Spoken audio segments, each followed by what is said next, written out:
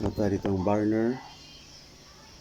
Nakakonect dito sa may isang boteng may galong tubig. Petrol. Tapos papunta rito.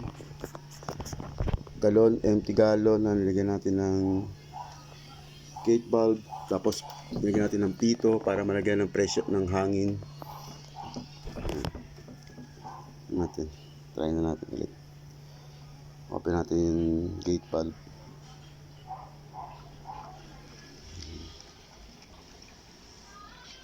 Ito rito.